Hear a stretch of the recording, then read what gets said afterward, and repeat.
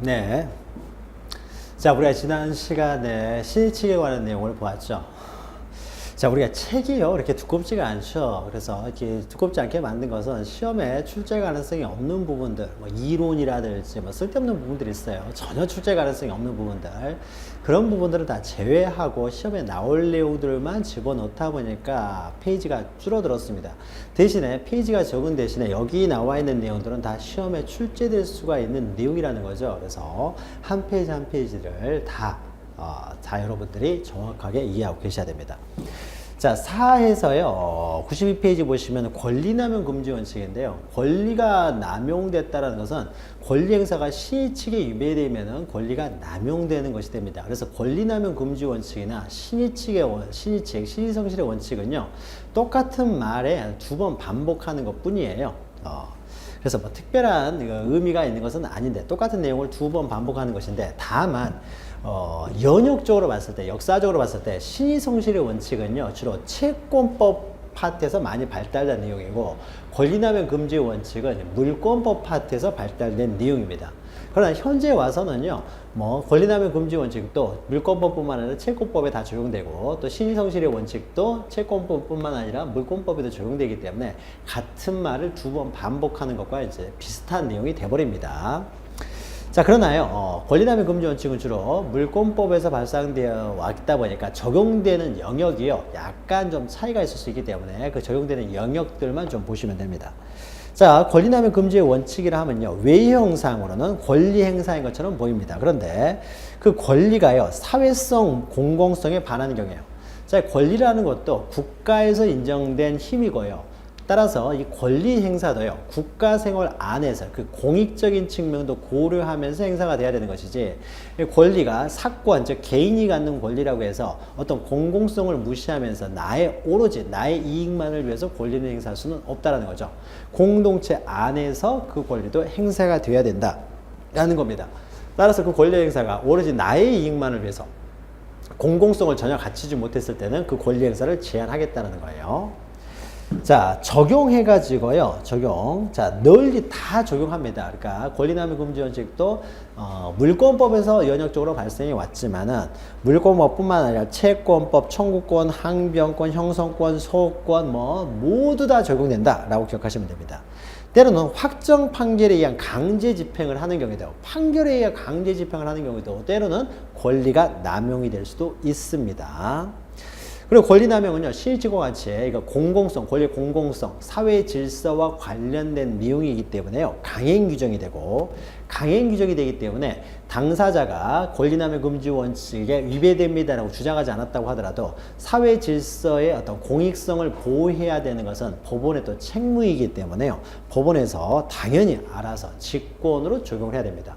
그래서 권리를 남용하는 사람의 상대방이요, 이건 권리남용에 해당됩니다 주장하지 않았다고 하더라도 법원에서 봤을 때 권리남용에 해당되면은 권리남용으로서 그 권리 행사를 제한해야 된다는 거죠.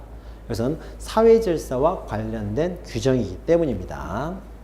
자, 신의칙과의 관계에서는요, 뭐 특별한 내용 없고요. 거기 있죠, 방금 발생사적으로 신의칙은 채권법 분야, 권리남용은 물권법 분야에서 발생되어 왔지만은요, 지금 현재는 다 신의칙과 권리남용 금지 원칙의 모든 분야에서 다 적용되기 때문에 이런 구별식은 없고요.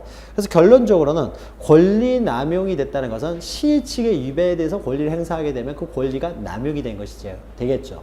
따라서 신의칙은 하나의 요건, 권리 남용은 효과, 이런 식으로 파악해도 상관은 없습니다. 그래서 권리남용 금지 원칙을 신의칙 위반에 대한 하나의 효과로 보고 있다는 거죠. 자, 그러면은 양가로 4번, 여기서부터가 중요한데요, 위에 강행 규정 이런 것들도 중요합니다. 이건 강행 규정이기 때문에 직권으로 판단한다, 주장 필요 없다는 거. 자, 그러면 어떤 경우에 권리남용이 되느냐, 이제 요건들을 봅니다. 이 권리남용은 주로 물권법과 관련해서 문제가 되는데요, 예를 들면 이렇게 생각해 보죠. 자, 여기가 두 토지가, 두 필지가 있습니다. 여기는 갑이 소유하는 토지고 여기는 을이 소유하는 토지예요. 그래서 토지가 여기가, 실제로는 여기가 경계입니다. 그런데 이 실제 경계가요, 지표면에 이렇게 표시가 되어 있는 게 아니죠. 선이 그어져 있는 것도 아닙니다. 그래서 어디가 경계인지는요, 약간 좀 불명확한 점이 있어요. 을이라는 사람은요, 원래 법적인 경계가 여기임에도 불구하고요, 여기까지가 경계인 줄 안 거예요. 여기까지 경계인 줄 알고요, 여기에 딱 맞춰서 건물을 지었다는 거죠. 건물을. 자, 그러면 요 토지는 어떻습니까? 여기서부터 여기까지 토지는요, 갑의 토지죠. 갑의 토지를 밟고 간 거예요. 여기는 갑의 토지입니다. 갑의 토지를 침범한 것이 되겠죠. 그래서요, 건물을 얼마짜리를 지었냐면요, 한 50억짜리 건물을 지었습니다. 자, 그러면 이런 경우는 어떻게 될까요? 그러면은 나중에라도요, 이게 갑의 토지를 넘어갔다는 걸 알게 됐으면은 갑으로부터 을은 어떻게 돼? 이 토지를 사면 되겠죠. 이 토지가 사게 되면 어느 정도 되냐면요, 이 갑의 토지. 건물이 밟고 넘어간 갑의 토지가요, 한 2억 정도, 1억 정도 된다고 해보죠. 1억 정도 조금 넘어갔어요. 그러니까 1억 정도 되는데, 그러면 1억 주고 사게 되면은 이제 을이 여기까지 토지 소유권을 취득하게 되니까 아무 문제가 없겠죠. 그러면 이제 을의 토지가 됐으니까. 그런데 살려고 하면 되는데, 갑이라는 사람이 뭐라고 하느냐? 팔지는 않고요. 팔라고 했더니 팔지는 않고 이 건물, 내 토지를 침범해서 들어왔기 때문에요, 이 부분을 철거하라고 청구를 합니다. 자, 그러면 먼저 갑이 행사할 수 있는 권리를 보죠. 갑이 행사할 수 있는 권리는 일단요, 남의 토지를 공짜로 밟고 들어와 가지고요, 갑이 이 토지가 넘어왔다, 이 건물이 내 토지를 넘어왔다는 거를 1년이 지난 다음에 알았다고 해보죠. 그러면 1년간 을은 어떻습니까? 남의 토지를 공짜로 사용한 것이 되겠죠. 그러니까 공짜로 남의 토지를 이용했기 때문에 부당이득이 되겠죠. 그래서 갑은 을에게요, 부당이득 반환 청구를 할 수가 있습니다. 부당이득 반환 청구. 만약에 월세를 주고 만약에 사용을 했더라면은 한 1년 동안에 1,000만 원을 줬어야 된다라고 하면은 1,000만 원에 대해서 부당이득 반환 청구를 할 수가 있는 거죠. 만약에 을이 알고서 침범에 들어왔으면요, 여기까지 관계라는 걸 알면서, 이런 일은 거의 없겠죠. 만약에 갑이 모르겠지라고 해서 일부러 알면서 침범에 들어왔으면요, 이것은 갑의 권리를 침해한 것이기 때문에 불법행위가 됩니다. 그래서 불법행위를 원인으로 해서요, 불법행위에 따른 손해배상을 청구할 수 있어요. 손해배상 청구 할 수 있다. 이 액수는요, 불법행위를 통해서 갑이 얻은 손해액은요, 한 1,000만 원이 되겠죠. 1,000만 원. 원래 돈을 정상적으로 받았으면 1,000만 원을 받을 수가 있었죠. 그래서 1,000만 원을 청구할 수 있어요. 그러면 부당이득 반환 청구 1,000만 원과 불법행위 손해배상 1,000만 원에서 2,000만 원을 청구할 수 있느냐? 그렇지는 않겠죠. 갑이 손해보는 건 1,000만 원만 손해를 받기 때문에요, 두 권리를 선택적으로 행사할 수가 있습니다. 선택적으로 1,000만 원만 청구하면 된다는 거죠. 다만 1,000만 원을 청구하는 근거가 부당이득이냐 불법행위냐, 근거에 차이가 있을 뿐인 거죠. 선택적으로. 자, 이런 것들을 청구권 경합이라고 합니다. 두 개 이상의 권리가 생겼을 때는 각각 따로따로 청구할 수 있지만은 그 목적이 1,000만 원을 받는 게 동일한 목적이기 때문에 하나를 권리 행사해서 1,000만 원 받게 되면은 이 권리는 당연히 소멸하게 되겠죠. 또 불법행위 손해배상 청구를 통해서 1,000만 원을 받았을 경우에는 부당이득 반환 청구권이 또 소멸하게 되겠죠. 자, 여기까지는요, 1,000만 원, 그러니까 선택적으로 1,000만 원을 청구할 수가 있는데, 이거는 뭐 당연히 청구할 수 있어야 되겠죠. 남의 토지를 공짜로 사용했기 때문에. 그런데 이거 1,000만 원 청구할 수 있고요, 1년 후에 알게 된 다음에, 그래서 알아가지고 을이라는 사람, 갑이라는 사람한테 미안하다 해가지고 그동안 공짜로 사용했다고 1,000만 원을 주면서요, 이것을 팔라라고 합니다. 1억 정도 되니까 내가 네 땅을 넘어갔으니까 1억을 팔려고 해요. 팔려고 했더니 갑이라는 사람이 나는 팔기 싫다라는 거죠. 안 팔겠다. 안 팔게 되니까 안 팔겠다. 내 땅에 침범에 들어왔으니까 을한테요, 이 부분을 철거를 청구합니다. 철거. 그러니까 철거를 청구하는 거예요. 이렇게 청구할 수도 있고요. 또 건물을 철거하라고 합니다. 건물 철거. 건물을 철거하고요, 그 다음에 어떻습니까? 네가 내한테 점유하고 있는 이 토지죠. 토지를 점유하고 있잖아요. 점유하고 있는 부분에 대해서 토지를 반환하라, 토지를 인도하라고 청구를 합니다. 건물을 철거하고 토지를 인도하라고 청구를 하는 거죠. 자, 그러면은 건물을 철거하고 토지를 인도하라는 것은요, 소유권을 침해받았기 때문에 소유권에 대한 청구권이 되겠죠. 그래서 소유권에 대한 이제 물권적 청구권을 행사합니다. 소유권에 따른 청구니까, 소유권은 물권이니까 물권적 청구권이 되겠죠. 자, 이런 것들은요, 채권적 청구권이 됩니다. 그냥 2,000만 원을 달라고 하는 것이고, 이것은 건물 자체를 철거하라고 하는 거죠. 과연 이것이 가능하냐예요. 가능하냐. 자, 1,000만 원을 달라고 할 수 있지만, 자, 그러면은 이 1억 원 때문에 이걸 1억 원 부분, 요 부분을 철거해 버리면 어떻습니까? 건물 전체를 철거해야 되잖아요. 한쪽이 사라져 버리면 건물 전체가 쓰러질 테니까 1억 원 때문에 어떻습니까? 50억짜리를 철거해야 되는 문제가 생기는 거죠. 자, 이런 것이 과연 인정되느냐? 이게 이제 권리남용과 관련돼서 문제가 됩니다. 권리남용은 주로 요게 문제가 되는 것이지, 이것은 당연히 청구할 수 있는 겁니다. 이건 권리남용이 아니에요. 자, 그러면 이렇게 철거하기 위해서, 그러면 철거가요, 1억 원을 위해서 50억을 희생하라고 하는 것이니까, 이런 경우에 이런 것들이 허용될 수 있느냐? 너무 사회적 목적에 반하는 거죠. 따라서 이런 것들은 때로는 권리남용이 될 수가 있어요. 자, 권리남용의 요건 보죠. 1번 보시면 객관적 요건으로서요. 객관적 요건. 권리남용이 되기 위해서, 그래서 권리남용이 해당되면 어떻습니까? 을은 철거할 필요가 없어지는 거죠. 철거할 필요가 없어집니다. 자, 그래서 권리남용에 해당되기 위한 요건에 있어서는요, 먼저 권리행사가 사회질서 위반해야 된다. 사회질서 위반이라는 것은 권리행사자가 얻는 이득이요, 자기 권리가 침해돼서 얻는 이득은 1억 원인데 상대방이 침해되는 이득은 50억입니다. 이렇게 현저한 불균형이 있었다는 거죠. 현저한 불균형. 자기가 얻고자 하는 이익과 상대방의 침해되는 이익이 현저한 불균형이 생깁니다. 이러면 권리남용이 될 수가 있어요. 다만 권리남용이요, 객관적 요건이 갖추었다고 하더라도, 그러면은 만약에 객관적 요건만으로 권리남용에 해당된다면은 남의 토지에다가 비싸게만 건물 지어버리면은 전부 다 철거하지 않아도 된다는 문제가 생기는 거죠. 따라서 객관적 요건이 있다고 해서 당연히 권리남용이 돼서 행사가 금지되는 건 아닙니다. 남의 토지를 여기다가 뭐 비싸게만 건물 지어버리면 갑은 철거를 청구하지 못한다는 것은 오히려 또 불합리하죠. 따라서 두 번째 요건, 주관적 요건도 필요합니다. 주관적으로요, 요게 이제 중요한 겁니다. 요게. 현저한 불균형이 있는 다음에요, 갑에게는 별 도움이 없으면서 오로지 을에게만 피해를 주기 위해서요. 자, 갑이 을한테 1억 원에 팔면요, 문제 없습니다. 갑은 팔았다고 하더라도요, 자기가 손해볼 거 없어요. 시가 1억 받고 팔았으니까요. 사실 이 토지를요, 갑이 그렇게 별로 사용하지도 않는다는 거죠. 그러면 1억 받고 팔면 되는데, 오로지 어떻습니까? 오로지 을에게 손해를 주기 위해서요. 이 건물을 철거시킴으로써, 그러니까 갑이 배가 아프다는 거죠. 그래서 철거를 시키게 하고 싶은 오로지 어떻게 돼요? 을에게 손해를 주고자 하는 그런 어떻게 돼요? 주관적 요건이 있었을 때만 이런 경우는 권리남용이 되는 겁니다. 그래서 주관적 요건으로 상대방에게 고통만, 상대방에게 고통을 주기 위해서 권리를 행사했을 때요, 이런 경우에 이 두 가지 요건을 모두 갖추었을 때 권리남용이 됩니다. 자, 그런데요, 보통 어떻습니까? 갑을 내는 사람은 나는 상대방에 의해서 고통을 주는 것이 아니라 나에게도 이득이 있으니까 철거하려고 한다. 나도 거기다가 건물 지으려고 했다. 이런 식으로 주장해버리면 주관적 요건은 다 없어져 버리는 거죠. 주관적 요건이 없으면 어떻습니까? 객관적 요건만으로는 권리남용에 해당되지 않기 때문에요, 얼마든지 권리를 행사할 수가 있게 되는 거죠. 그래서 이 주관적인 요건을요, 굳이 엄격하게 이 사람에게, 정말로 이 사람에게 이득이 있느냐 없느냐를요, 엄격하게 바라보게 되면은 웬만하면 권리남용에 해당돼서 건물 철거, 토지 인도가 제한되는 경우는 거의 발생을 하지 않게 됩니다. 따라서 우리 판례는요, 원칙은 자, 이거 관련돼서 원칙은 필요하다라고 봅니다. 주관적 요건이. 객관적 요건은 당연히 필요하고요, 주관적 요건도 원칙은 필요합니다. 다만요, 원칙은 필요하긴 하지만 이것은 객관적 요건에 의해서 추인이 가능하다고 봐요. 추인 가능. 객관적 요건에 의해서.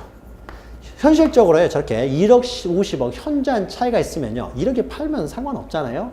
그런데도 불구하고 굳이 철거 청구를 하는 것은요, 이 사람에게 주관적 의사, 즉 상대방에게 고통만을 주고자 하는 어떤 의사가 있었다라고요, 객관적 요건에 의해서 추인을 인정할 수가 있다는 거죠.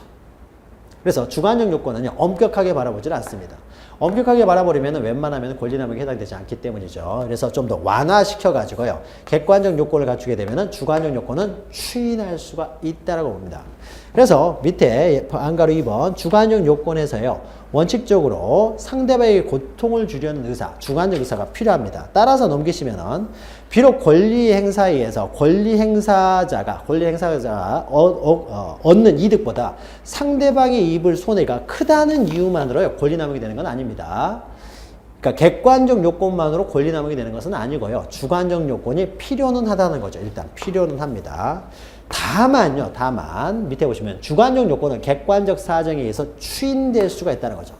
현저한 불균형이 있으면은 아마도 그러면 팔면 될 텐데 굳이 이렇게 철거하라고 하는 것은 주관적 요건이 있다라고 추인해 버릴 수가 있고요. 또는 예외적으로는 때로는 필요 없다, 불필요하다고 본 판례도 있습니다. 불필요. 만약에 필요로 하다 보면은요, 권리남용이 돼야 됨에도 불구하고 권리남용이 안 돼 버리는 또 현상이 발생할 수도 있어요. 어떤 경우에는. 그래서 일정한 경우에는 불필요하다고 볼 수도 있다. 그래서 판례는요, 귀에 걸면 귀걸이, 코에 걸면 코걸이입니다. 다시 말해서 결론을 정해놓고요, 그러니까 판례라는 것은요, 논리적 흐름 속에서만 판례가 나오는 게 아닙니다. 일반적인 판례는요, 답을 정해놓습니다. 답을 정해놓고요. 그래야 사회의 우리가 법 상식학에 맞게요. 법 감정에 맞게 결론을 정해놓은 다음에 거기에 결론에 대한 의론을 끌어옵니다. 자, 끌어오는 과정에서요. 이건 권리남용에 해당되지 않는다고 봐야 되겠다 싶으면은 주관적 요건이 필요한데 주관적 요건이 없으니까 권리남용에 해당되지 않는다고 보는 거고요. 다만 주관적 요건이 필요하다고 하더라도 이런 경우에는 객관적 요건에 의해서 주관적 요건이 추인될 수 있기 때문에 권리남용에 해당된다고 보고요. 그런데 이렇게 해서도요. 객관적 요건이 있지만 주관적 요건은 아무리 찾아봐도요. 찾아볼 수가 없는 경우도 있습니다. 이런 경우에는 막긴 막아야 되는데 주관적 요건이 없다 싶으면은요. 이런 경우에는 또 필요하지 않다라고 본 판례도 있어요. 자, 그래서요. 주관적 요건은 추인할 수 있으며 그 다음에 주관적 요건은 필요하지 않다고 본 판례도 있다. 필요하지 않다고 본 판례 대표적인 것이요. 판례 보시면 상계의 목적으로 부동산한 채권자금을 헐값으로 매입한 뒤 40% 이것도 기억하세요. 판례는 절대 응용해서 안 나옵니다. 40% 이거 기억하시면 돼요. 헐값에 매입한 뒤 자신의 채무와 상계하는 거예요. 약간 독특한 겁니다. 자, 보죠. 갑이라는 사람이 사업을 하는 사람인데요. 사업을 하다 보면은요. 그래서 갑이라는 사람이 을이라는 사람한테요. 한 10억 원의 채권이 있었습니다. 세우고. 근데 사업을 하는 과정에서는 여러 가지 어음을 발행을 합니다. 자, 어음을 발행해가지고, 또 병이라는 사람한테 어음을 발행했어요. 자, 병이라는 사람한테 어음을 발행해서 10억짜리 어음을 발행했으니까 병한테는 10억 원을 갚아야 될 채무를 부담하고 있어요. 그러니까 병은 10억 원의 채권을 가지고 있는데요. 이 어음이라는 것이요. 회사가 망해버리면 어음은 휴지가 되는 겁니다. 수표도 마찬가지죠. 은행에서 발행한 수표가 있는데 은행이 망해버렸으니까 그 수표는 휴지가 되는 거죠. 그래서요. 만약에 이 병이라는 사람이 10억 원의 채권을 가지고 10억 원의 어음을 가지고 있는데 만약에 갑이 회사가 휘청휘청해가지고 그 부도가 나기 직전입니다. 그러면 그 어음이 어떻습니까? 휴지가 될 가능성이 점점 가까워지고 있죠. 그러니까 10억짜리 어음이 어떻습니까? 가격이 쭉쭉 떨어져요. 쭉쭉 떨어져가지고요. 지금 얼마 정도 되냐? 4억까지 떨어졌어요. 그래서 실제로 부도가 나버리면 어떻게 되냐? 4억으로 떨어져 버렸어요. 엄청나게 떨어졌다는 거죠. 4억 주고도 누가 안 삽니다. 사봤자 어떻습니까? 나중에 갑이 회사가 망해버리면요. 4억 못 받습니다. 4억 주고 사봤자. 그래서 부도가 났다는 거죠. 자, 그러면은요. 그럴 때요. 4억으로 떨어졌는데 이때 을이 갑에 대해서 채무를 10억 원 지고 있는 을이라는 사람이 이 어음을 취득을 합니다. 어음을 취득하는 거죠. 그래서 어음을 가지고 있으면서요. 그러면 이 액면가는 10억짜리입니다. 액면가 10억짜리는 현재 가치는 4억밖에 없는 거예요. 그래서 4억 주고 샀다는 거죠. 액면가 10억짜리이기 때문에 자신이 갚아야 될 10억 원과 어떻습니까? 을은 갑한테 액면가 10억짜리 어음을 같이 상계를 해버리는 거죠. 상계를 해버리니까 을은 갑한테 어떻습니까? 돈은 줄 필요가 없는 거죠. 즉 10억을 갚아야 될 사람이요. 4억 주고 어음 산 다음에 4억으로 상계를 시켜버리니까 을은 4억으로 털어버린 것이 되겠죠. 머리를 잘 쓴 거죠. 자, 그러면요. 4억하고 10억은 엄청난 그 현저한 불균형이 있습니다. 객관적 불균형이 있어요. 근데 주관적 요건과 관련돼서요. 갑 회사를, 이게 상계라는 것이요. 갑 회사에게 어떤 불이익을 주기 위해서, 오로지 불이익을 주기 위해서만 상계를 했느냐. 그걸 보니까는요. 을이라는 사람이 만약 이 어음을요. 매수해가지고 상계하지 않았으면요. 그래서 만약에 병이라는 사람이 어음을 유통을 해가지고 이 사람이 지급 청구에 들어왔으면요. 그러면 돈을 갚을 돈이 없으니까 어떻습니까? 갚을 돈이 없으니까 갑 회사는 부도가 나는 겁니다. 완전히 부도가 나버리는 거예요. 근데 이 어음을 어떻습니까? 을이라는 사람이 4억 주고 매입을 해줌으로써 이 회사는 부도를 면할 수가 있었던 거죠. 그러니까 을은 자기가 이 어음을 매수해 줌으로써 부도를 막았다고 주장을 합니다. 이 말 들어보니까 또 일리가 있거든요. 그러니까 주관적 요건은 또 없다라는 거죠. 그런데 주관적 요건이 없다라고 하더라도요. 10억의 빚을 4억 주고 털어버린 것이 우리가 봤을 때 법감적으로서 안 맞다라는 거죠. 그래서 우리 판례가 이런 경우에는요. 주관적 요건 필요 없다라는 거죠. 그냥 객관적 요건으로 10억 4억 차지하니까 무조건 권리남용이 돼가지고 상계가 안 된다고 봤어요. 너는 10억 지급하라는 거죠. 10억 지급해라. 그러니까 4억짜리 4억 주고 난 4억 주면서 취득한 어음이 있으니까 그 이외에 또 6억을 또 지급하라고 보는 겁니다. 6억을 지급하여라라는 거죠. 그러니까 어음하고 어음 플러스 6억까지 지급을 해야 10억의 빚을 갚는 것으로 봤어요. 예외적인 판례라는 거죠. 그러니까 이런 예외적인 현상이 발생하면요. 거기에 맞춰서 판례는 또 예외적인 판례를 하게 됩니다. 그래서 현실에 맞게 판결을 한다는 거죠.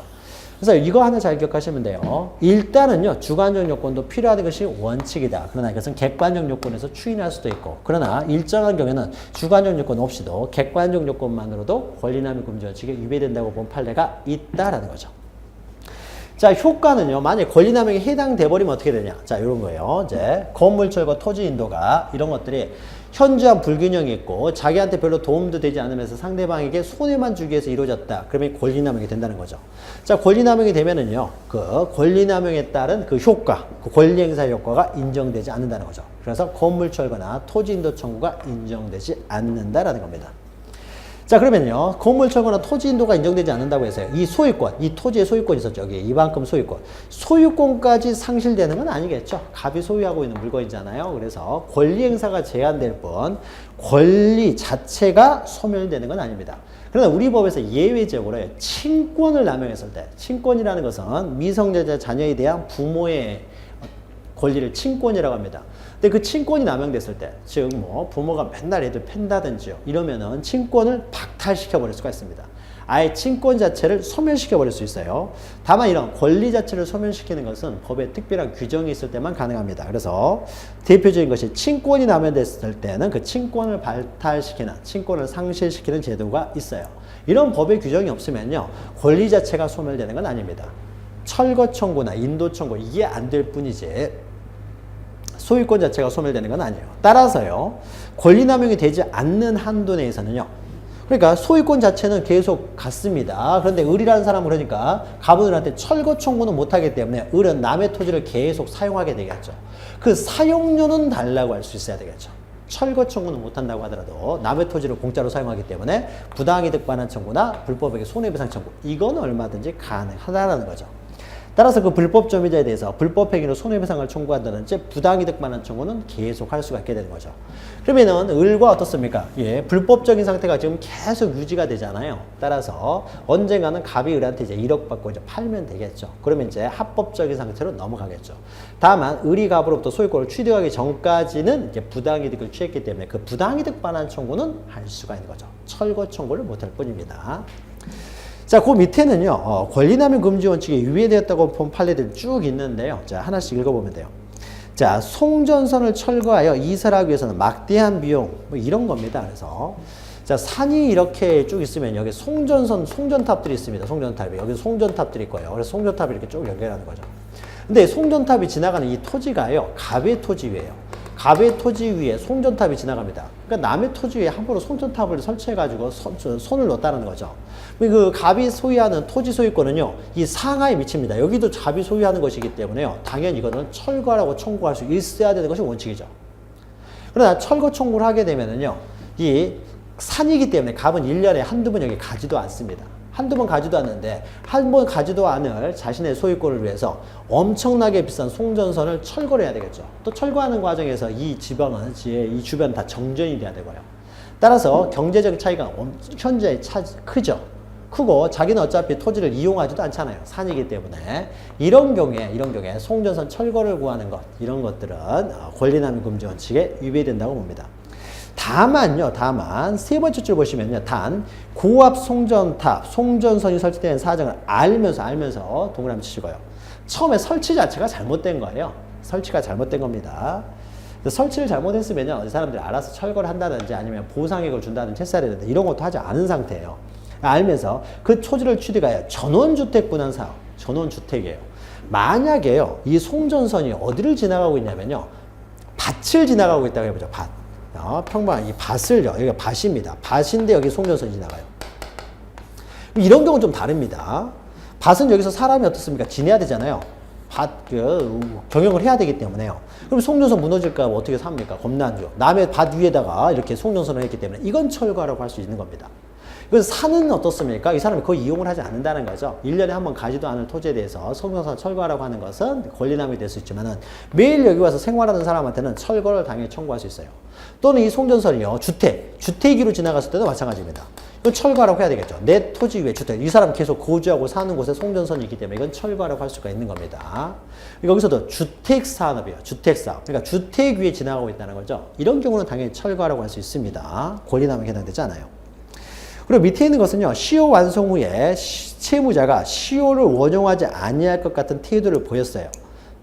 그리고 나서 권리자가 이제 신뢰를 해가지고 이제 권리를 행사했습니다. 권리를 행사하니까 이제 와서 시효가 완성됐다는 걸 주장하는 것, 이런 것도 권리남용이 됩니다. 실효의 원칙과 비슷한 것이죠.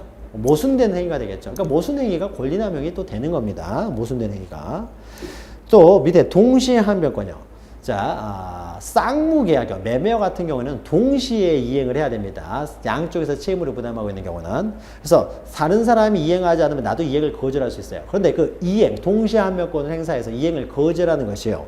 오로지 자기 채무 이행만을 회피하기 위한 수단으로 이용되는 경우. 안 좋은 방법으로 이용되기 때문에 이것도 권리남용이 되는 거고요. 또 밑에는 딸이 자기 소유 건물을 권한 없이 점유하고 있는 아버지와 남동생을 상대로 나가라고 합니다. 딸이. 근데 갈 곳도 없는 아버지와 남동생을요. 법적으로는 딸의 건물이고 토지이기 때문에 법적으로는 나가라고 할 수 있는 게 정상이에요. 그런데 이것이 자기 아버지, 실제 사례에서는요. 아버지가 좀 불편했습니다. 동생도 좀 불편했고요. 그러니까 장애가 좀 있었다는 거죠. 그런데 자기가 뭐 돈이 없다고 해서 나가라고 하는 거. 그럼 어디 가서 살아야 됩니까, 이 사람들? 그래서 딸이 아버지, 남동생을 나가라고 하는 거. 이런 것들도 권리남용으로 봤어요.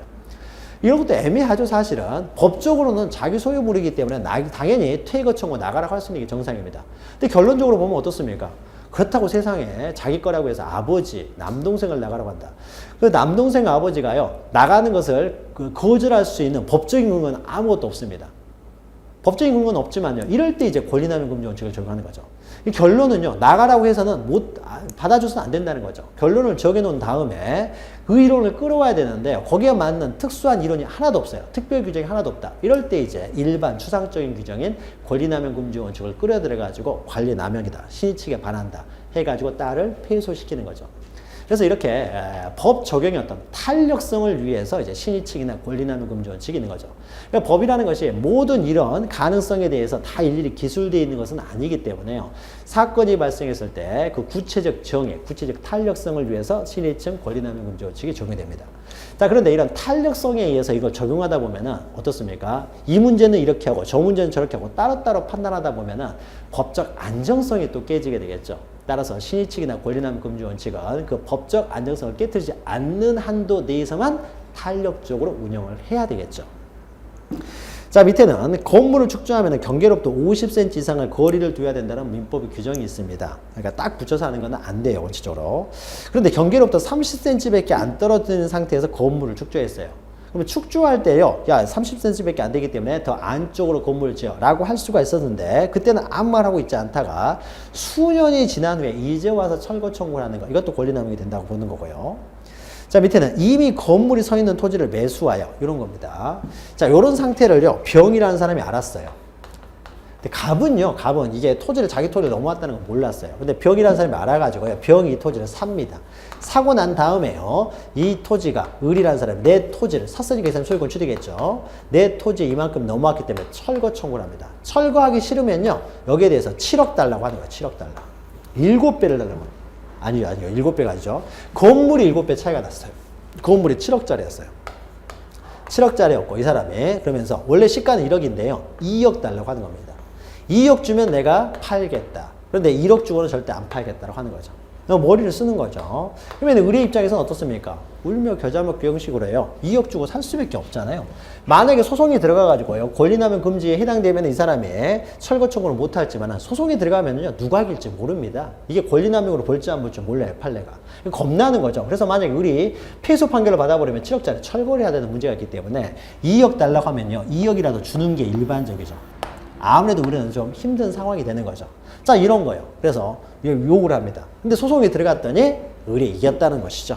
그래서 토지의 시가에 2배 매수할 것을 요구하고, 만약에 매수하기 싫으면은 철거해라 이거죠. 이런 것들도 권리남용으로 봤습니다. 그래서 그 예 같은 거 좀 기억하시고.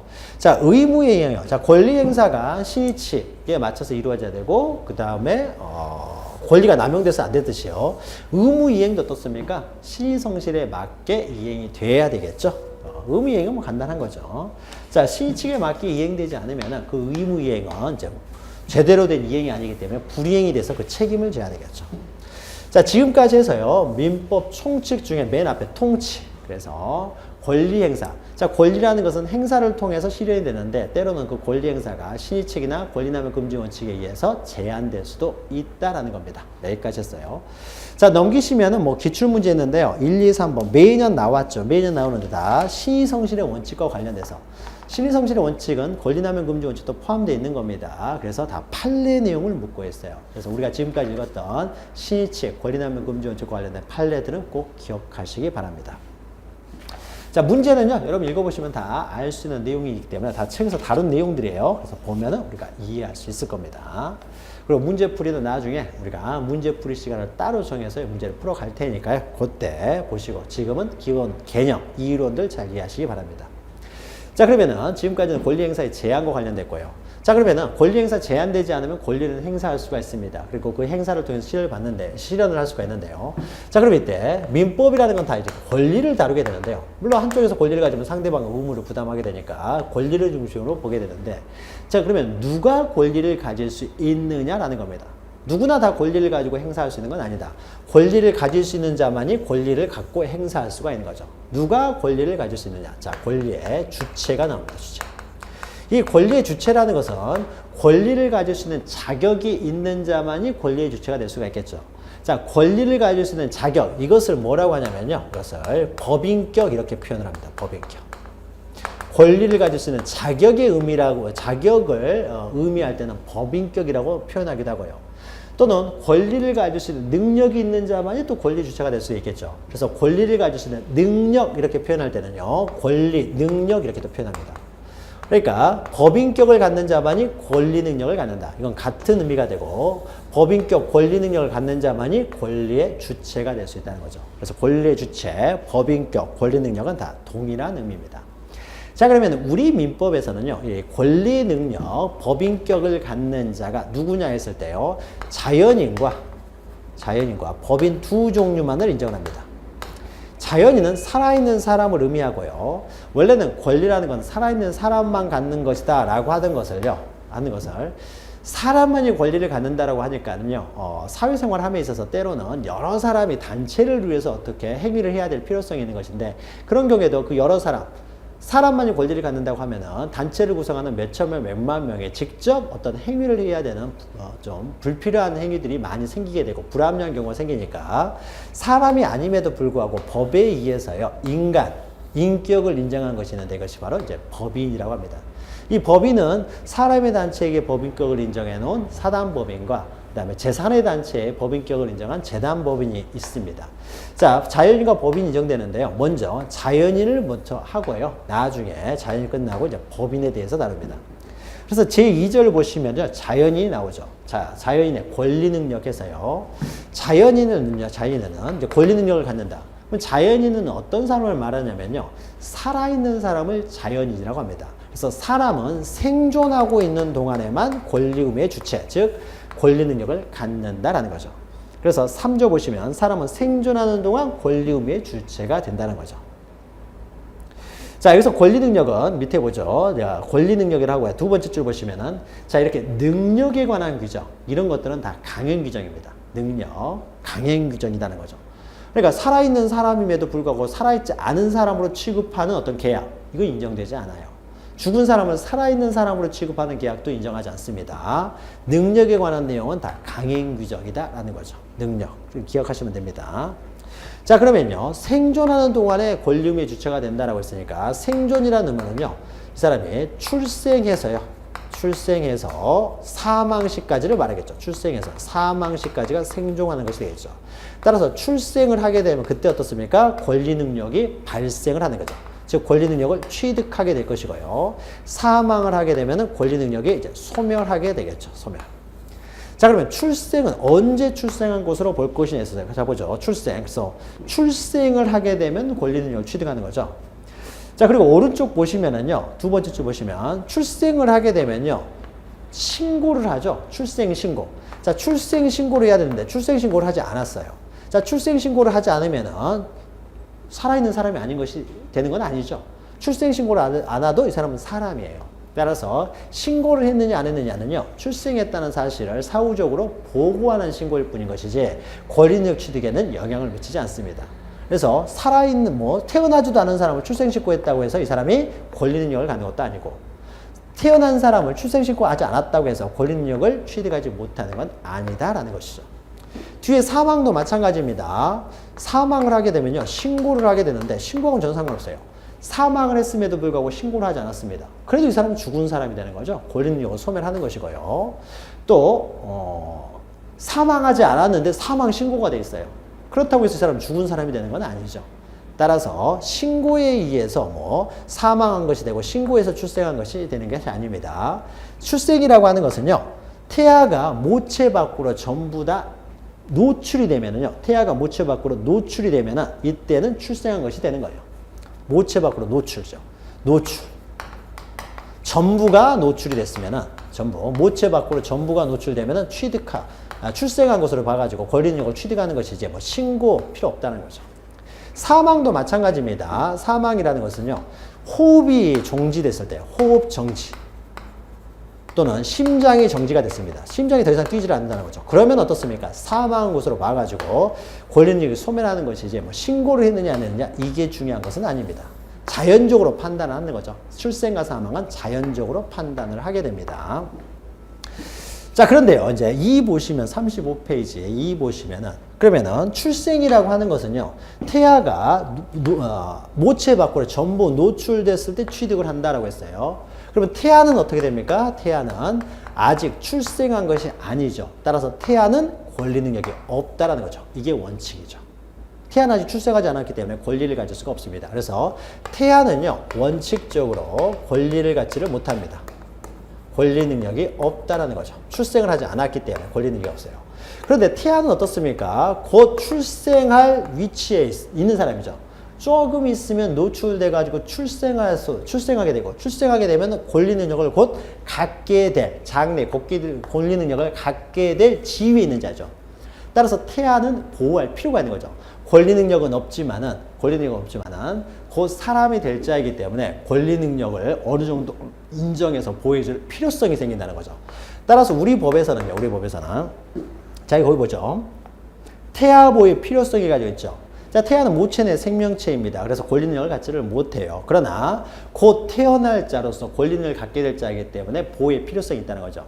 자, 그러면 보호를 하는데 어느 정도로 보호할 것이냐? 살아있는 사람, 출생한 사람하고 동일하게 보호할 것이냐? 거기에 있어서 우리 법은 아직 출생을 하지 않았기 때문에 살아있는 사람, 출생한 사람하고 동일하게 보호해 주지는 않고요. 예외적으로, 개별적으로 특정한 행위에 대해서만 개별적으로 보호를 해줍니다. 그래서 개별적 보호주를 취하고 있어요. 그래서 우리 민법은 일정한 경우에만 태아를 이미 출생한 것으로 본다는 거죠. 이미 출생한 것으로 봐서 출생해야만이 권리를 취득하게 되는데 아직 출생하지 않은 태아라고 하더라도 일정한 경우에는 개별적인 경우에는 출생한 것으로 취급을 해가지고요. 출생한 것으로 취급해가서 개별적으로 권리 능력을 보호해주고 있다는 거죠. 자, 그러면 우리 민법에서 이렇게 예외적으로, 개별적으로, 인정하고 있는 권리 능력을 보호해주고 있는 것은 어떤 것들이 있느냐 해가지고 양가로 이번에 나옵니다. 민법상 태아의 권리 능력을 인정하는 예가 나와요. 그래서 쭉 있는데 이런 것들을 여러분이 기억을 하셔야 됩니다. 자, 요런 거 예를 보죠. 태아의 권리 능력은 이런 거예요. 자, 갑과 을이라는 사람이요. 혼인을 통해 가지고요. 병이라는 사람이 임신이 되어 있습니다. 지금 태아예요. 아직 출생한 건 아닙니다. 그래서 갑과 을이 택시를 타고 택시를 탔다고 하면은 또 이렇게 한 사람이 더 등장을 하기 때문에 갑이 운전하고요. 을이 옆에 타고 운전하고 지금 병원에 가는 중이었습니다. 병원에 가는 중인데요. 병이라는 사람이 몰던 차하고 사고가 발생했어요. 충돌이 발생했습니다. 충돌이. 근데 갑에게는 아무 잘못이 없었어요. 100% 병의 잘못이었다고 해보죠. 충돌이 이루어져 가지고요. 갑은 사망을 했습니다. 이 사람과 이제 충돌이 이루어져 가지고 갑은 사망을 했어요. 즉사를 했습니다. 그리고 을은 한 1,000만 원 손해가 발생했어요. 그리고 태아도 좀 다쳤습니다. 그래서 한 100만 원의 손해가 발생했어요. 자, 이랬을 때입니다. 자, 그러면 병의 잘못에 의해서 병의 불법행위가 됩니다. 병의 불법행위죠. 계약관계는 없습니다. 병의 고의 과실, 이 사람 과실이 있어요. 그래서 과실에 의해서 상대방의 지금 권리가 침해된 거죠. 생명권이 침해되고 신체의 자유가 침해되고 병도 이 사람의 그 신체 치료하려면 한 100만 원이 들어가요. 그러니까 재산적 피해가 있는 거죠. 권리가 침해하게 되면은 불법행위가 되는 거죠. 그래서 고의과실에 의해서 상대방의 권리를 침해하게 되면요, 불법행위가 되고요. 이런 불법행위가 됐을 경우에는 그 피해자들에게 손해배상을 해줘야 됩니다. 손해배상.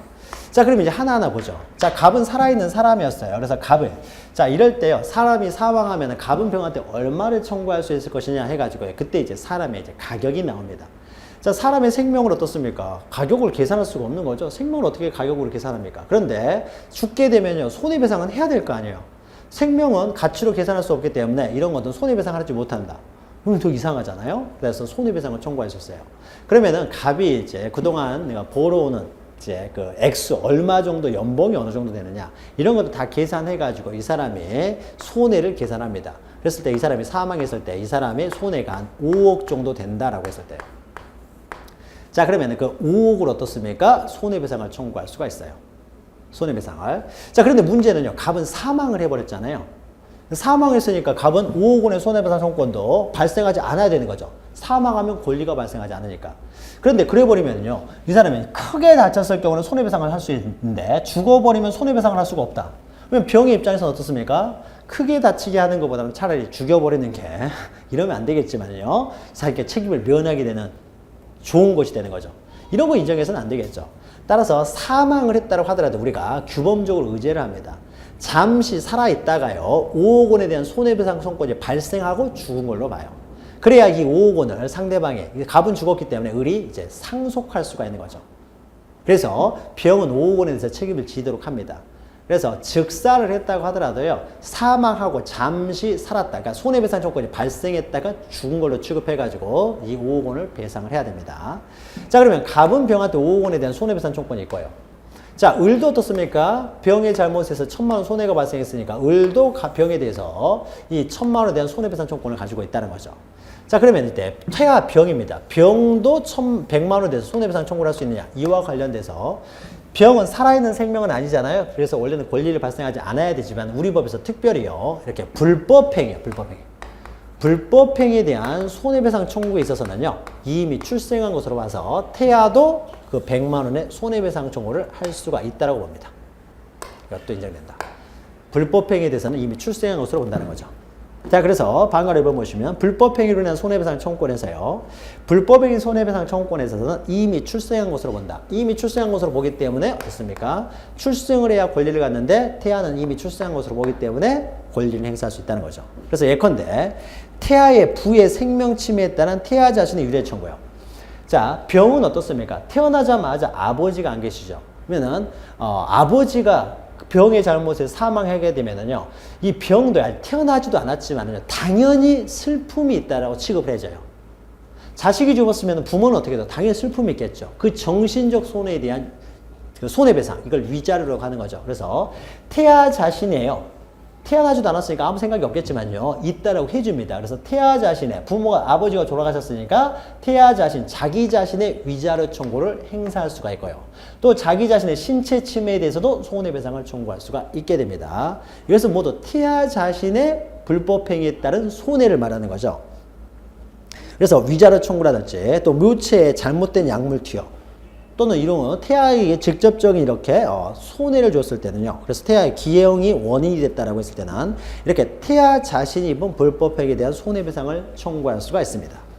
불법행위 손해배상을 청구할 수 있고요. 자, 두 번째는요, 이제 상속, 대습상속, 유류분권이 인정된다는 거죠. 유류분. 자, 하나하나 설명을 드리면은요, 상속이라는 것은요, 자 보죠. 상속은요, 예전에도 잠깐 설명한 것 같은데, 상속은요, 만약에 갑이 을과 결혼해서 A라는 자식이 있다. 만약에 자식이 3명 있습니다. A, B, C 자식이 있고, 갑에 대해서는 병이라는 호르몬이가 있습니다. 자, 이랬을 때요, 갑이 가지고 있는 물건, 갑이요, 재산을 남기고, X 재산을 남기고 사망을 했습니다. 그러면 상속은 누가 받느냐면요, 원칙적으로 1번 첫 번째로 직계비속. 직계비속은 자식들을 말합니다. 자식, 손자. 자식, 손자가 있었을 때는 자식이나 밑에 손자가 있으면요, 자식이나 손자. 자식과 손자가 다 있으면요, 더 가까운 촌수가 자식이기 때문에 자식이 상속을 합니다. 자식이 다 죽고 없는데 대신 손자가 있어요. 그럼 손자가 상속을 하는 거예요. 그래서 밑에 있는 직계비속, 비속이라는 건 자기 학렬 밑을 말합니다. 직계 자기 학렬 밑에 있는 사람들이요, 상속을 합니다. 그래서 자식이 상속을 하고요. 만약에 자식이 없어요. 손자도 없고 아무도 없습니다. 그러면 그때는 직계 존속, 부모가 상속을 하게 됩니다. 근데 부모도 없어요. 부모도 없으면 세 번째로 형제가 상속을 해요. 형제, 자매가 상속을 합니다. 자매가 상속을 하고. 일단 형제, 자매도 없어요. 형제, 자매도 없으면요. 그때부터는 사촌 이내. 예전에 잠깐 설명했던 것 같네요. 법률의 규정에서 취득할 수도 있다. 이런 거 할 때. 그러니까 권리라는 건 법률행위 또는 법률의 규정에서 취득한다. 법률의 규정할 때 잠깐 설명을 했는데 사촌 이내 친족이 이제 상속을 할 수가 있어요. 사촌 이내 친족도 없으면요. 국가가 가져갑니다. 5촌부터는 상속을 못 하는 거예요.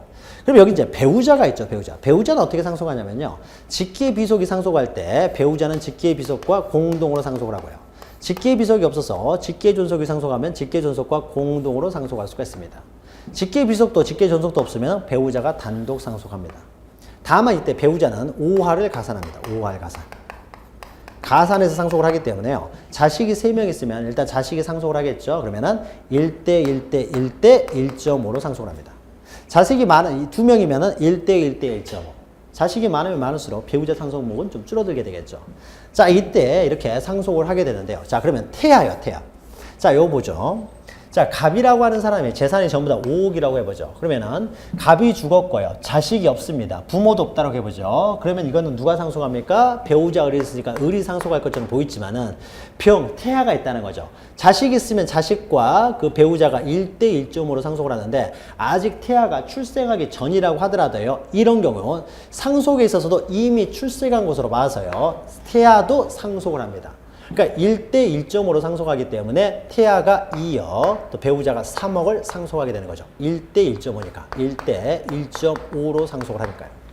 그래서 태아도 상속권이 있습니다. 태아도 상속권이. 자, 그 다음에요. 태아도 이제 대습 상속권을 갖는다는 것은 대습 상속은요. 우리가 동시 사망 추정에서요. 또 나올 내용인데요. 다 지웠네요. 다시 보죠. 자, 갑과 을이 이렇게 있는데요. 여기서 자식이요. 3명이 있습니다. A, B, C가 이렇게 있어요. C가 있는데요. A는 결혼을 했습니다. 결혼을 해가지고요. A는 D랑 결혼을 해가지고요. D랑 결혼했어요.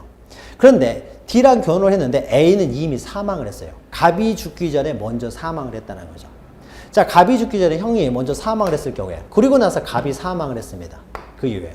자, 그러면 A가 먼저 갑보다 죽어버렸죠. 만약에 A가 아직 결혼하기 전이다. 그러면 A가 그냥 죽고 아무도 없습니다. 자식도 없고 결혼도 아직 전이에요. 그럼 A는 죽었기 때문에 상속을 차남하고 막내하고 배우자가 1대 1대 1.5로 상속을 해요. 그런데 만약에 결혼한 A가 배우자가 있었을 때요. 이때는 이야기가 다릅니다. 자, 배우자가 있었을 경우에는요. 이 배우자가 A가 받을 상속을요. 대신 상속을 합니다. 이걸 대습 상속이라고 해요.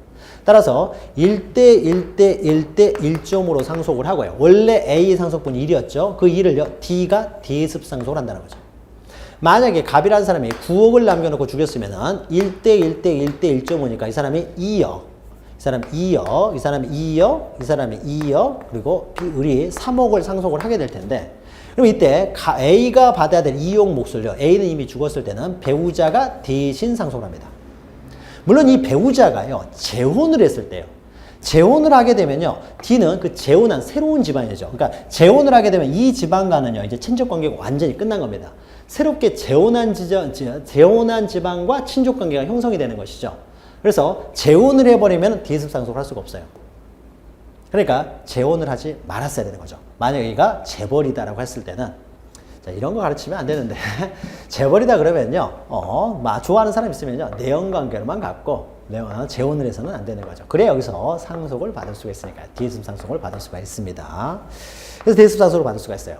그러면 이때요 배우자뿐만 아니라 만약에 두 사람 사이에요 자녀로 E가 있어요. E라는 사람이 낳은 자식이 있습니다. 그러면 이 2억 원을 이 자식도 대습 상속할 수 있어요. 그러니까 그 2억 원을 다시 1대 1.5로 상속을 한다는 거죠. 대습 상속이라고 합니다. 근데 만약에 자식이 아직 태어나기 전이에요. 이가 아직 뒤에 뱃속에 있습니다. 이렇게. 태아요. 태아도 대습 상속을 할 수가 있다는 겁니다. 태아도 이미 출생한 걸로 봐도 출생한 것으로 봐서 대습 상속을 할 수 있다. 자, 그 다음에 유류분은 뭐냐면요. 이 갑이라는 사람이 자기가요 다 이제 말년이 돼가지고 자기 재산을요 상속을 해주고 싶은 것이 아니라 다 사회에 기증을 해버리고 싶습니다. 사회에 다 기증을 하고 싶어서요 자기 전 재산을요 사회에 기증을 해버렸어요. 자, 사위 기증을 해버리니까 상속인들 한 푼도 상속을 못 받게 되는 거죠.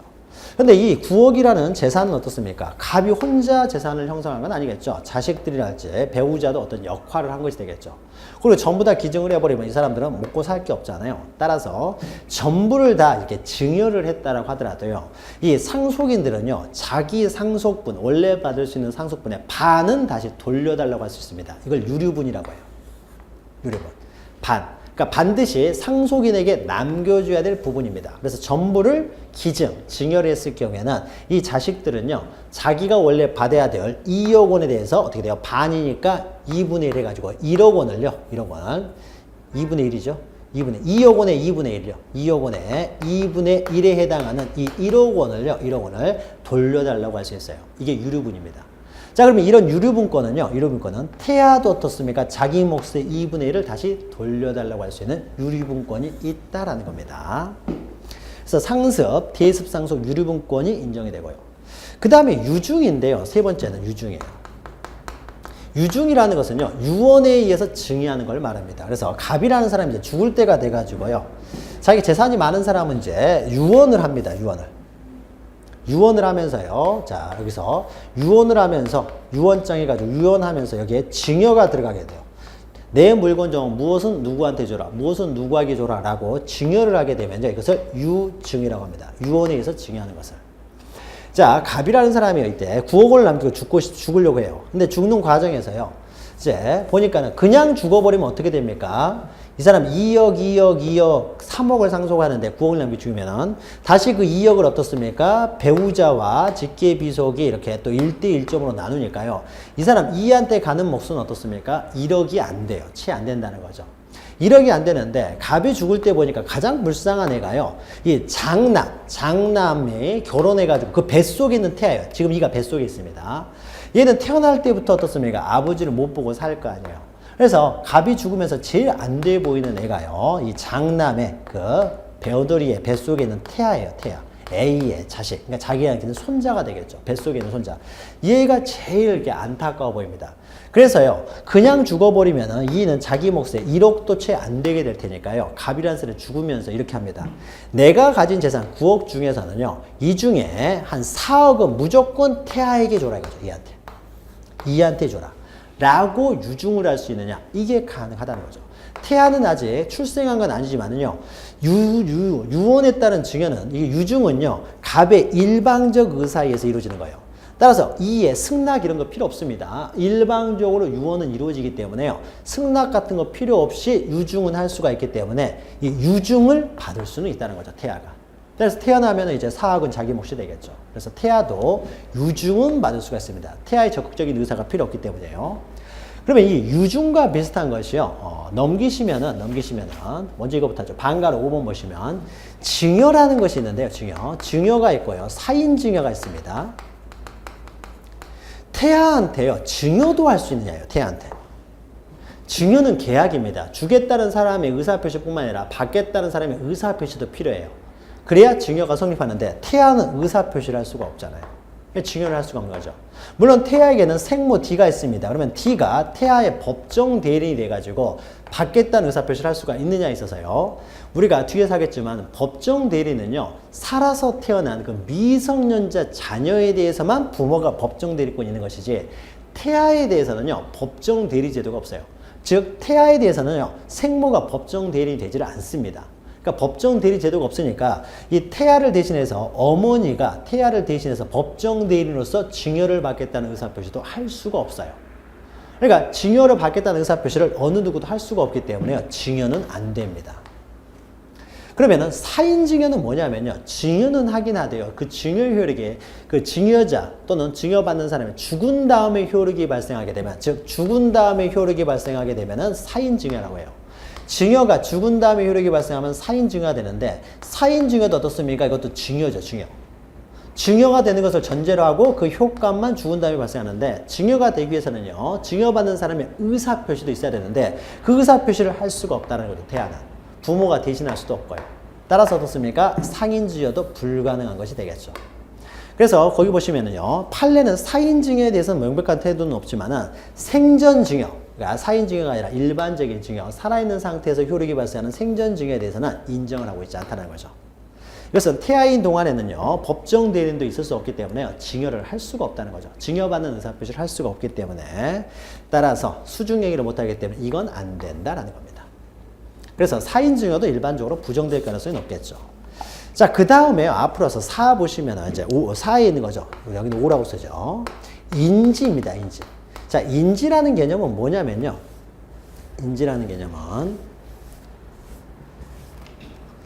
갑과 을이 결혼을 했어요. 근데 결혼했는데 A가 안 나옵니다. A가 안 나오니까 갑이라는 사람이 다른 여자를 통해 가지고요. 다른 여자 사회에서 A를 낳았어요. A라는 사람을. 자, 그러면은 혼인관계는 갑과 을 사이에 있고요. 갑과 병 사이에는 혼인관계가 없습니다. 혼인관계 없이 출생한 자식을요, 우리는 혼인 외 출생자라고 해요. 혼인 외. 혼인하지 않은 출생자. 혼인하지 않은 상태에서 낳은 자식이니까 혼인 외 출생자라고 합니다. 자, 이런 자들을요, 과거에는 이렇게 했죠. 법적인 표현은 혼인의 출생자인데, 예전에는 뭐 이렇게 서자다, 홍길동이죠, 홍길동. 뭐 사생하다, 이렇게 표현을 했었는데, 법적인 용어는 혼인의 출생자입니다. 자, 그러면요, A에 대해서는요, 법적인 어머니, 낳은 사람이 어머니가 되겠죠. 근데 법적인 아버지는요, 혼인하지 않은 상태에서 출생을 했기 때문에요, 법적인 아버지는 아직 존재하지 않습니다. 그러나 생물학적인 아버지는 있죠. 비용 혼자서 일을 낳을 수는 없을 테니까 아버지는 반드시 있었을 거 아니에요? 있었는데요. 법적인 아버지가 당연히 되는 건 아니에요. 혼인하지 않은 상태에서 낳았기 때문에. 이때요. 혼인의 출생자에 대해서요. 이 생부, 진정한 아버지가 너는 내 자식이다라고 인정하는 것. 이것을 인지라고 합니다. 인지가 되면 비로소 A는 갑에 대한 법적인 자식이 돼요. 법적인 자식이. 자, 그러면 이제 인지를 하는데요. 인지. 자, 인지는요. 생부가 우리가 앞에서도 인지 청구권 할 때 잠깐 설명했죠. 실효의 원칙 했을 때 설명을 드렸네요. 자, 그러면은 갑이 A에 대해서 넌 내 자식이다라는 걸 인지라고 하는 것이고요. A도 갑에 대해서 인지 청구권이 있습니다. 그러니까 생부는 자식에 대해서 인지할 수가 있고요. 또 자식도 부모에 대해서 인지 청구권이 있어요. 인지 청구권은 포기할 수 없다는 거죠. 실효 원칙이 적용되지 않는다고 했어요. 근데 A가 아직 태어나기 전에 여기 태아인 상태로 있습니다. 태아인. 자, 태아인 상태에서요. 그러면 태아에 대해서 생부가 태아에 대해서 너는 내 자식이다라고 인지는 할 수 있습니다. 태아에 대해서도. 그런데 태아가 어떻습니까? 부모에 대해서 인지 청구는 할 수가 없게 되겠죠. 태아는 뭐 아직 출생도 안 했으니까 인지 청구를 못 할 거 아니에요? 그리고 또 나아가서 어떻습니까? 어머니가 그러면 생모가 태아를 대신해서 인지 청구할 수 있느냐에 있어서 생모는요, 태아를 대리할 수가 없어요. 태아에 대해서는 대리인 제도가 없다라는 거죠. 대리 제도가 없으니까 대신하여 인지를 할 수도 없습니다. 그러니까 일단 태어나야 해요. 태어나면은 A가 갑을 상대로 인지를 청구할 수 있는 거죠. 태어나자마자 한 살 먹은 애가 어떻게 인지를 청구하겠습니까? A가 인지를 청구하는 것이 아니라 이때는 어떻습니까? 병이 A의 법정 대리인이 될 수가 있는 거죠. 태어났으니까 미성년자 자녀에 대한 병이 법정 대리인으로서 인지를 청구할 수는 있어요. 그러나 태어나기도 전에 A에 대해서는 법정 대리 제도가 없기 때문에요. 인지를 청구할 수는 없습니다. 그래서 반가로 4번에 있죠. 자, 인지는 혼인의 자에 대해서 생부, 생모가 자기의 자로 승인하는 단독행위를 말하는데요. 넘기시면은 자, 태아가 인지 청구는 할 수는 없습니다. 그러나 부모가 어떻습니까? 그러니까 생부가 인지를 할 수는 있습니다. 태아에 대해서. 그러나 태아가 인지 청구권은 없다는 거죠. 자, 그래서 개별적 보호주의에 따라서요, 이미 출생한 것으로 보아가지고 권리 능력을 인정하는 것은 이 5가지입니다. 불법행위, 5가지가 아니라 빼고 4가지가 되겠죠. 불법행위, 상속, 대수삼속, 유류분, 유증, 그 다음에 인지요, 인지. 유증을 받을 수가 있다는 거죠. 이것만 예외적으로 인정을 합니다. 자, 그런데 양가로 3번요. 조금 얼마 한 5분이면 되기 때문에 조금만 더 하죠. 태아와 관련돼서 끝나는 부분이니까요. 자, 그러면 태아에 대해서요. 자, 보죠. 만약에 이때 임신을 했습니다. 임신했다는 것은 법에서는 포태되었다고 하는 거예요. 포태되었다. 아까 갑과 뭐 을이 이렇게 가가지고요. 병이라는 사람 태아인데 이게 뭐 A라는 사람이 사고를 냈을 때 이야기입니다. 자, 임신한 상태에서 불법행위가 A의 불법행위가 언제 이루어졌냐면 이때 불법행위가 이루어졌습니다. 태아에 대해서 그냥 태아 부분만 보도록 하죠. 불법행위가 이루어졌어요. 이제 임신한 지가요 한 8개월 정도 된 상태에서 불법행위가 이루어졌습니다. 그리고요 2개월이 지나면은 이제 10개월이 지나면은 이때 어떻습니까? 태아가 출생을 할 수도 있고요 아니면은 사망해 버릴 수도 있습니다. 사산해 버릴 수도 있는 거죠. 자, 이때와 관련돼서요. 이때와 관련돼서 우리 판례는 우리 법에는 뭐라고 돼 있냐면요. 태아인 상태에서 불법행위가 되면은 바로 태아가 바로 권리를 갖는다. 권리 능력을 갖는다. 이렇게 규정되어 있는 것이 아니라요. 태아에게 이러한 사정이 있으면 이미 출생한 것으로 본다. 라고 돼 있어요. 당연히 권리 능력을 갖는 것이 아니라 이미 출생한 것으로 본다. 이렇게만 규정되어 있거든요. 자, 이랬을 때 이미 출생한 것으로 본다. 이 의미가 무엇이냐에 있어서 학설이 나뉩니다. 그래서 먼저요. 방가를 2 보시면 학설해가지고요. 해제 조건설이 있고 이제 정지 조건설이 있는데요. 자, 해제 조건설은 이런 겁니다. 일단요, 불법행위가 있게 되면은요, 일단 태아가, 여기서는 태아 병이 되겠죠. 병이 A에 대해서 권리를 갖는다고 봅니다. 일단 권리를 갖지만은 이미 출생한 것으로 보고 권리를 갖지만은 출생을 못 해버려요. 사산을 해버렸다. 그럼 이미 출생한 것으로 본다는 의미가 사라져버리겠죠. 따라서 일단 권리는 갖지만요. 권리는 갖지만 만약에 사산을 해버리면요. 소급해가지고 처음부터 권리는 발생하지 않은 걸로 취급을 합니다. 다시 말해서 태아의 권리 능력이라고 하는 것은요. 권리 능력이라는 것은 일단 권리를 갖는다. 그러니까 사산을 해제 조건. 이때 권리 능력을 갖지만 사산해버리면은 권리가 소멸해버리는 사산을 해제 조건을 하여 불법행위 시에 권리가 발생한다고 보는 거예요. 말이 좀 어렵죠? 자, 그러면 다시요. 다시 쉽게 하면 이렇게 봅니다. 일단 권리는 발생을 해요. 그러나 사산해버리면, 출생을 하게 되면 계속 권리를 발생할 것이고요. 사산해버리면요. 소급해가지고 처음부터 권리가 없었던 걸 봐요. 그 출생을 못 해버렸기 때문에. 이것이 해제 조건설이고요. 정지 조건설은요. 일단 출생하기 전까지는요. 권리가 발생하지 않는다고 봅니다. 불법행위가 있었다고 하더라도 권리가 발생하지 않고 있다가 출생을 하게 되면은요. 출생을 하게 되면 이때부터 권리가 발생하는 것이 아니라 그때 비로소 소급해가지고 권리가 발생한다고 봐요. 출생을 정지 조건으로 하여 어떻습니까? 불법행위 시에 권리가 발생한다고 보는 거죠. 즉 출생하기 전까지는 정지되어 있다가 출생을 하게 되면 소급해서 이때부터 권리를 발생한 것으로 본다는 거죠. 자, 그러면은 해제 조건설하고요 정지 조건설의 차이를 좀 보면은요. 자, 보죠. 만약에요. 둘 중에 하나가 되겠죠. 10개월이 지나게 되면은요. 출생을 하든지 사산을 하든지 둘 중에 하나가 될 텐데 만약 출생을 했을 때 두 학설을 보죠. 출생. 먼저 해제 조건설에 따르면 어떻습니까? 해제 조건설에 따르면은 먼저 출생을 했을 때 원래 권리가 있던 사람이 출생을 했으니까 사산하고 출생했으니까 어떻습니까? 계속적으로 어떻게 돼요? 불법행위 시부터 권리를 갖는 것이 되겠죠. 또 정지 조건설에 따르면 어떻습니까? 원래 권리를 갖지 못했다가 출생을 했으니까 어떻습니까? 소급해서 권리를 갖게 된다는 거죠. 따라서 정지 조건설에 따른다고 하더라도 어떻습니까? 처음부터 불법행위를 한 때로부터 계속 권리를 갖게 되는 것이 되겠죠. 여기는 불법행위 시를 말합니다. 사산을 했을 때를 보죠. 사산. 먼저 해제 조건설을 보죠. 해제 조건설은 자 원래 권리를 가졌지만은 사산을 해버리면은 소급해가지고 처음부터 권리가 없었던 것으로 취급하는 거죠. 따라서 불법행위 시부터 어떻습니까? 처음부터 권리는 없었던 것으로 취급합니다. 이건 다 불법행위 시를 말합니다.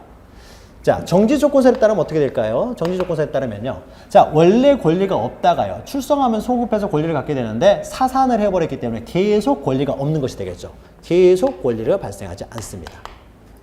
자, 그러니까 어떻습니까? 정지 조건설이든 해제 조건설이든 어떻습니까? 출생을 했을 때는 처음부터 권리를 발생한다. 동일하고요. 또 사산을 했을 때도 정지 조건설, 해제 조건설 어떤 경우든지 다 처음부터 권리는 발생하지 않는다. 동일합니다. 그러면 정지 조건설과 해제 조건설의 차이는 뭐냐면요. 아직 출생도 하지 않고 사산도 하지 않은 출생이나 사산을 했을 때는 10개월이 지났을 때는 그 결론은 동일하지만 출생도 하지 않고 사산도 하지 않고 요 상태예요. 지금 태아인 상태예요. 여전히 태아인 상태로 있는 상태가 되겠죠. 태아로서 있는 상태, 태아로 있는 상태에서 과연 권리를 갖느냐, 권리를 갖지 않느냐죠. 즉 태아의 법적 지위. 그러니까 태아로 있는 상태에서 과연 권리를 갖느냐, 권리를 갖지 않느냐. 여기서만 차이가 생깁니다. 그럼 여기서 어떻습니까?